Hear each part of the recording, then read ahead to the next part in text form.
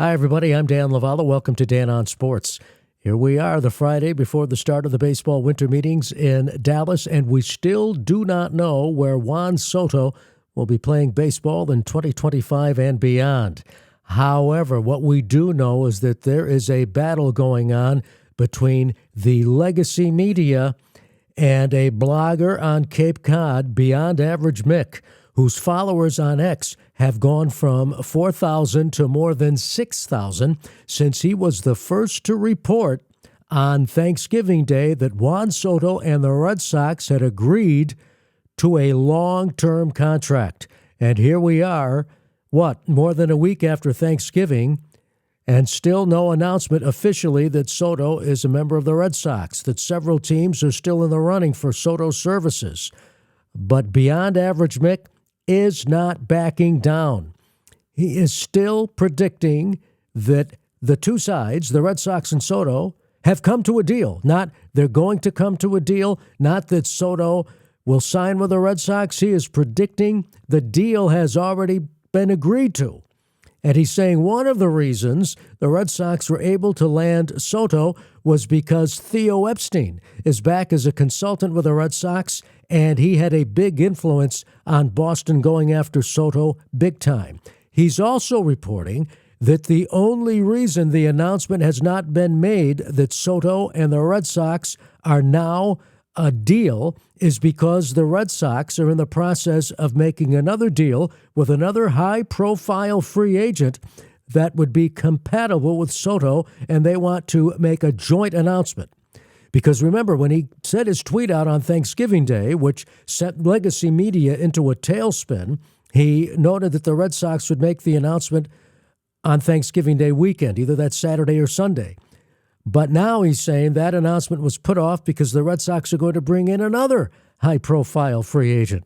This is getting very interesting, and we saw the meltdown by legacy media, particularly Jeff Passan of ESPN, when Beyond Average Mick made his announcement that the Red Sox and Soto would come to a deal. The only thing Passan is noting, and the winter meetings start on Sunday in Dallas, is that he believes that a deal between Soto and the winning team will be announced before the winter meetings start on Sunday. That's all he's saying.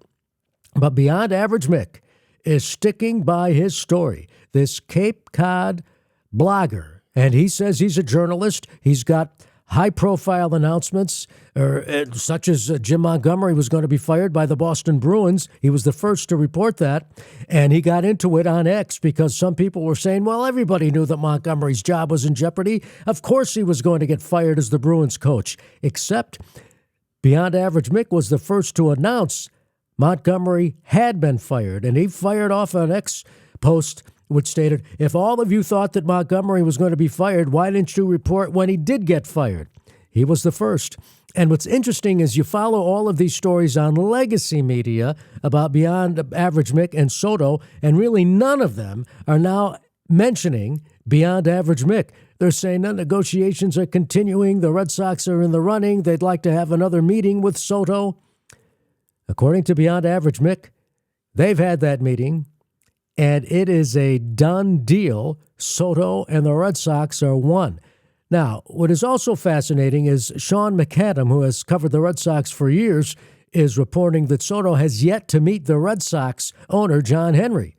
And that's one of the things that we have read, that Soto is insistent upon developing a very good relationship with the owner of a team. He had that relationship in San Diego, and Hal Steinbrenner went out in the Yankees wooing of Soto a couple of weeks ago to make sure that he and Soto would have a better relationship. Steinbrenner said he tried to stay clear of Soto this past season just to give him some breathing room. But if that's what Soto wants, a closer relationship with the owner, Steinbrenner says, I'm here.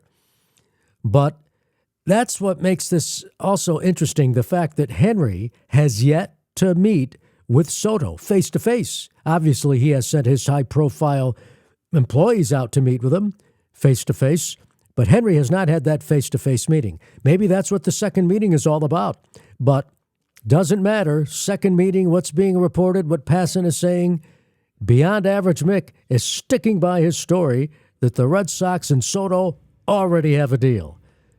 It'll be interesting to see how it all turns out. That's going to do it for Dan on Sports. Thanks for following. Thanks for listening. And be sure to like the video and subscribe to my newsletter. You can do that by going to sportscasterdan.com.